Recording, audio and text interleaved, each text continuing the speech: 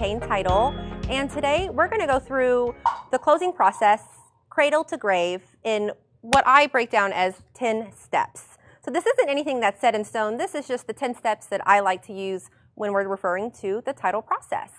So let's get into it. Step 1. As a title company, the first step is to receive the contract and any applicable earnest money.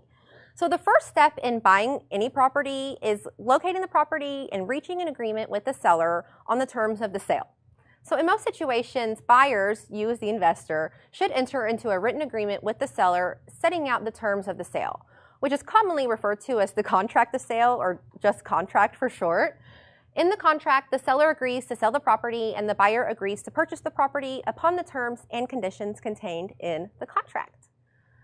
Common terms and conditions include the sales price, closing date and location, amount of earnest money, whether or not a title insurance policy will be provided by the seller, obviously that's where we come in, who will pay what closing costs, who will provide a survey of the property if applicable, does the buyer have an option period or feasibility period during which inspections will be conducted, and will the buyer take possession at closing or at some other time?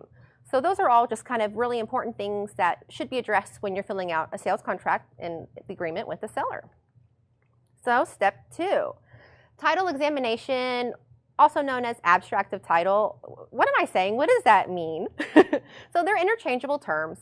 So once the contract or order for title is received, as a title company, we'll set up a file and we assign to one of our examiners. So the examiner is the one who goes through all the real property records and basically does a legal search on the property. They do a search on the list of owners of record, any liens or encumbrances, lawsuits, divorces, or any other factors that could put a cloud or title defect on the title, or anything that could affect the transfer of title to a property. So this is super important. This is the part that is going to let us know, as the title company, what all we need to clear or what all the buyer wants us to clear before we'll be able to close and issue the title policy. So once the examiner's done, step 3 is we will issue the title commitment. So the title commitment, I want to point out, is different than the policy. The title commitment is what we issue during the process prior to closing that lets you know our commitment to insure on the property. So once all the title documents are compiled, the examiner reviews them and issues a title report, also known as the title commitment.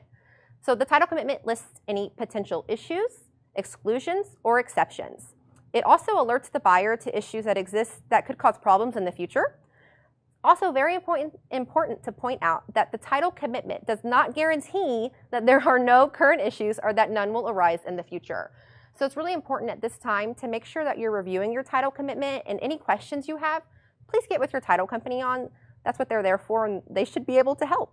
If there's anything that you want them to clear that isn't a typical condition, they're also able to. It's for you as the buyer to make sure that you're buying the property in the condition that you want. Step 4 is curative. So this is like the biggest thing, right? And so curative might be a funny term to you. So what curative means is all the issues that are going to be listed in the title commitment.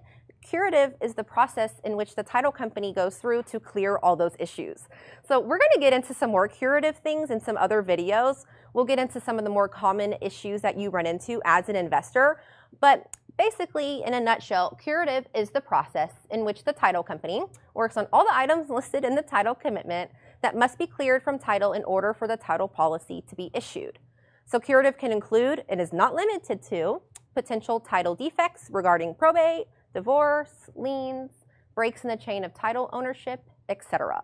There's a lot there, guys, so don't think that that's all of it, because there are many, many things that we can find. Like I said, we'll get into that in another video. So step 5, this is one of the most popular and everyone's favorite thing to hear is CTC, also known as clear to close.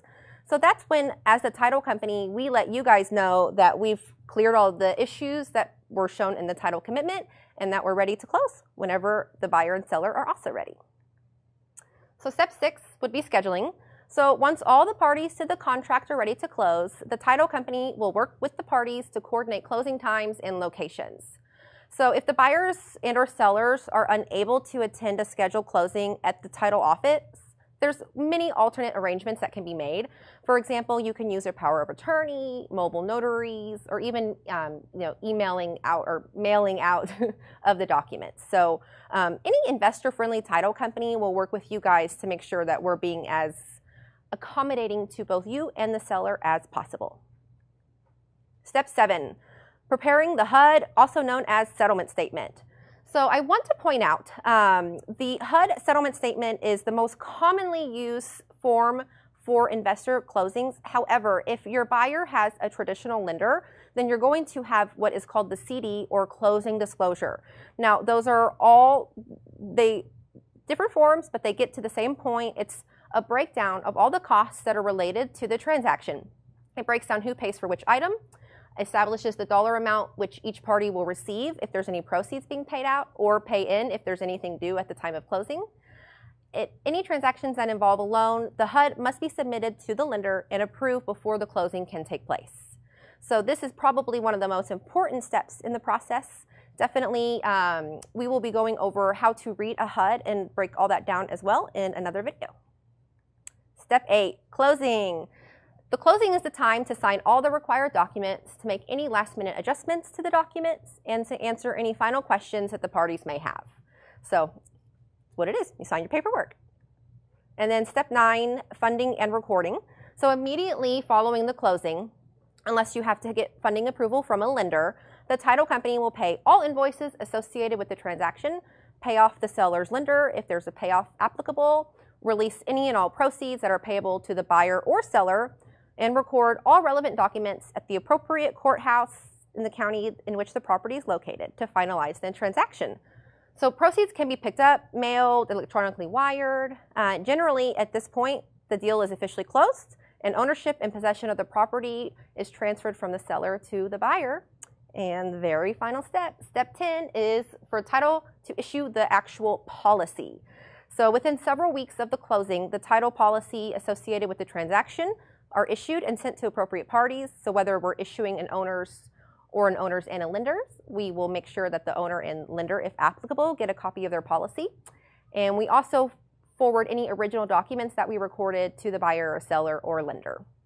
And that is title in Brittany Washington's 1 through 10 steps cradle to grave closing process.